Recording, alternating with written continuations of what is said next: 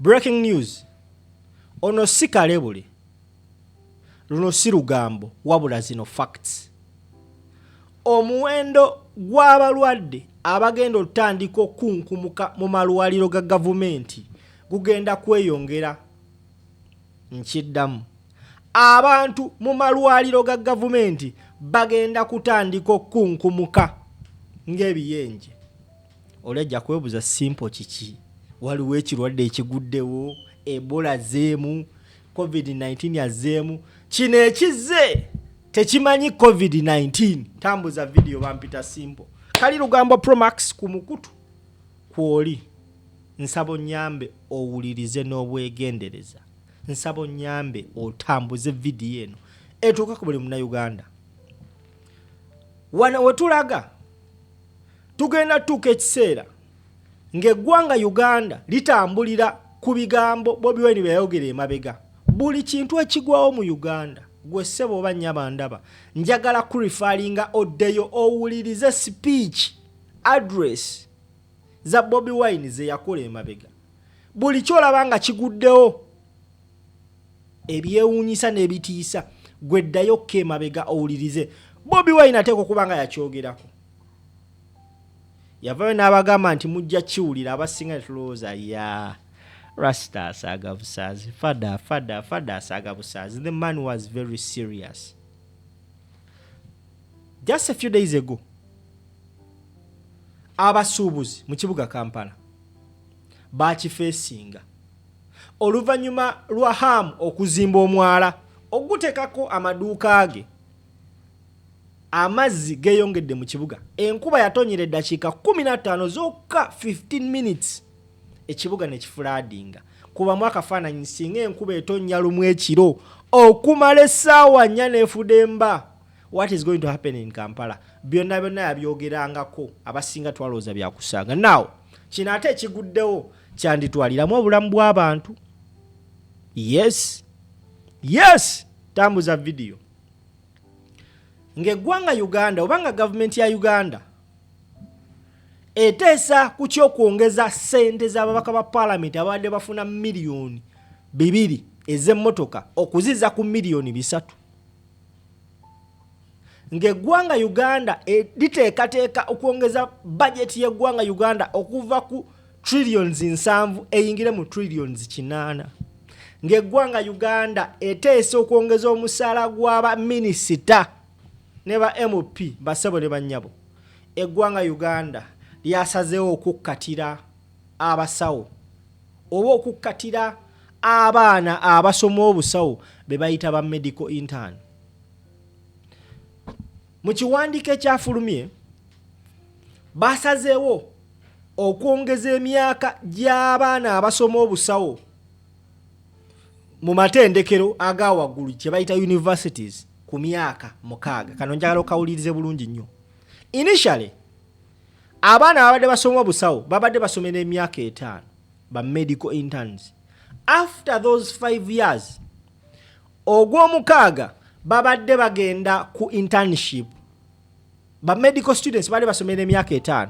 After omwaka ogw'omukaaga bagenda ku kye bayita medical internship. Bagenda Mumalwaaliro ne baba deploying because wali abamaze osoma ng'asomedde ddala naye abalina okukozesa ogwo omwaka ogumu as a medical intern okwongera okufuna experience. Wotakola ogwo mwaka tosobola kufuna certificate ekukkiriza ku practicing medicine. Era gwe ssebo oba nnyabandaba omwaka ogwo ogumu babadde nga abaana abo baba deploying mu different hospitals, referral hospitals eza government. Era nga mu kuba deploying bagendayo ne bakola obusawo. Kati gwe wena abafunyeko ku chance ebeerako mu ddwaliro referral hospital. Ze naliko awe Mubende referral hospital. All the referral hospitals abaana bano be bayita ba medical interns bassebo ne bannyabo bakola omulimu ogusinga ogw'abasawo. Simanyi bamukategedde. They do almost all the workload. Abasawo abasinga, the fact that bafuna akasente katini mu government, little or sometimes no pay, basalawo okufuna obulimu oba okukola obulwaliro bwabwe outside nga tasobola beera ku ddwaliro kumalawo olunaku.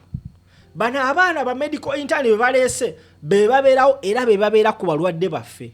Kyova olaba gyatuuka mu ddwaliro nga tewali ba medical intern ng'abasawo tebeefiirayo. Omulwadde wajja tebamufaako n'afiirawo like that.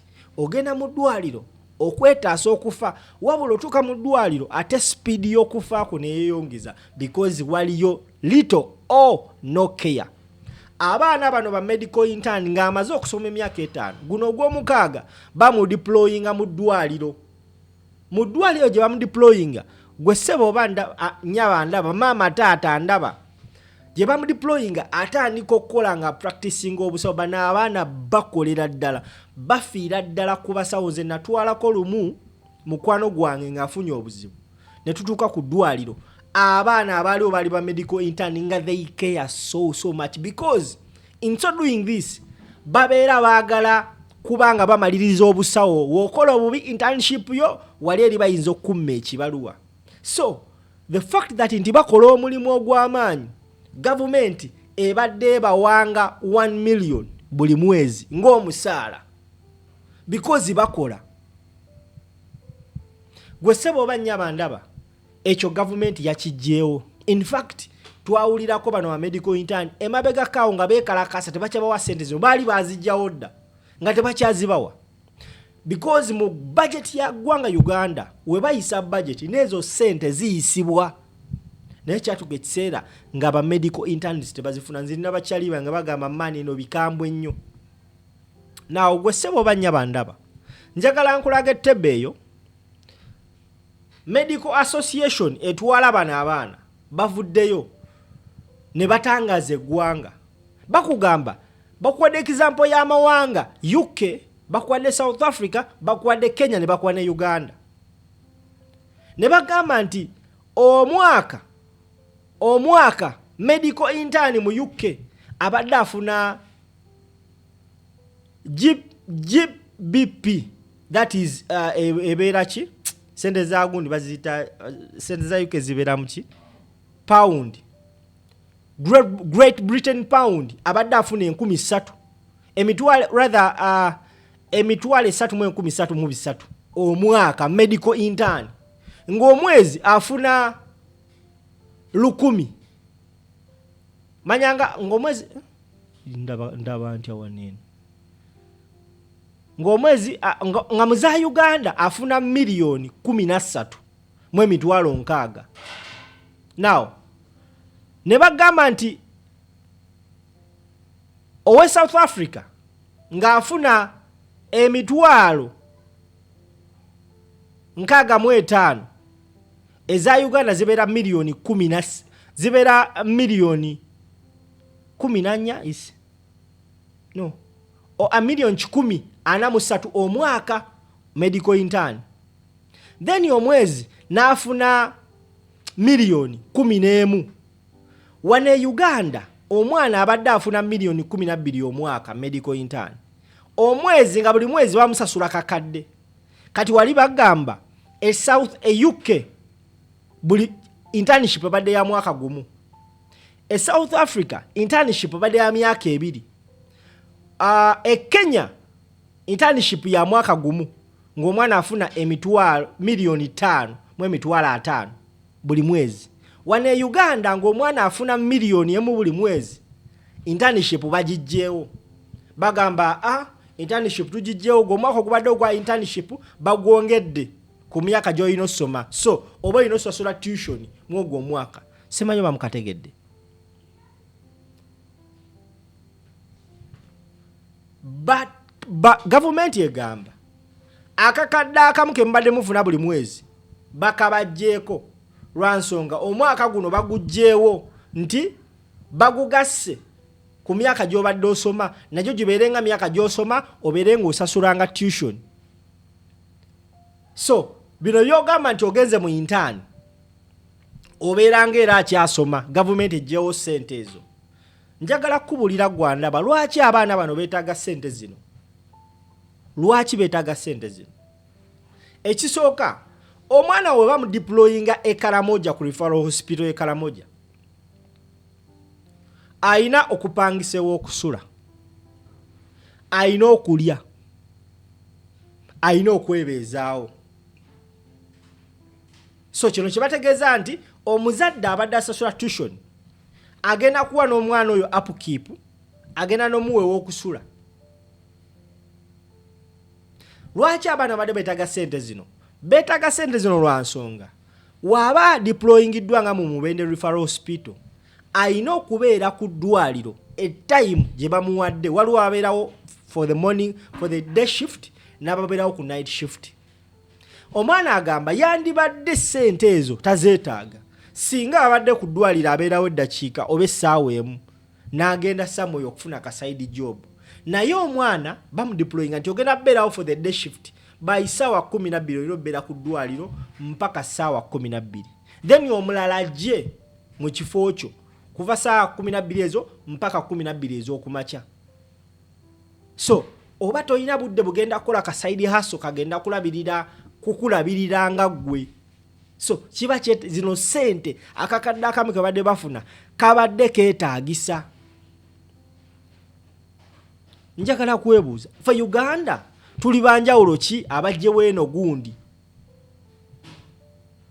Tuli baggwanga ki tulina buzibu ki abajjewo eno privilege y'abaana abaana? Because bano abaana basawo watuuka mu intani abeera full doctor.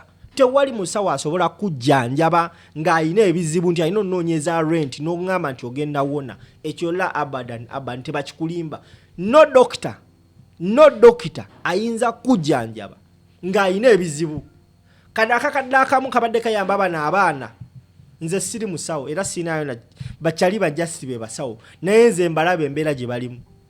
Obalaba kano akakadde kabadde kabayamba okukavani. Tewali abaana kugambye ku ddwaliro abasawo abanene babeerawo kitono nnyo, abalwadde basiba ne abaana.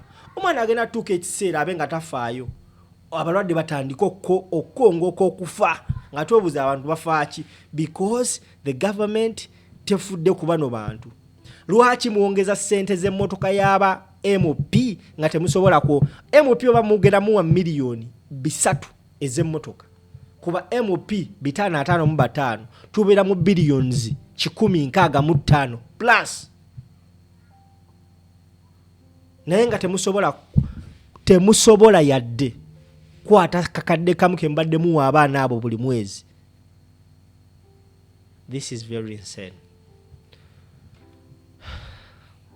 Tambuza video naye nga mujja kiwulira.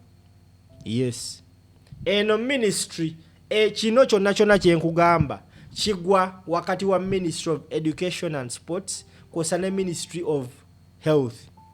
Gwe tunuulira abantu abali mu ezo ministry. Katukomewo bampita simple.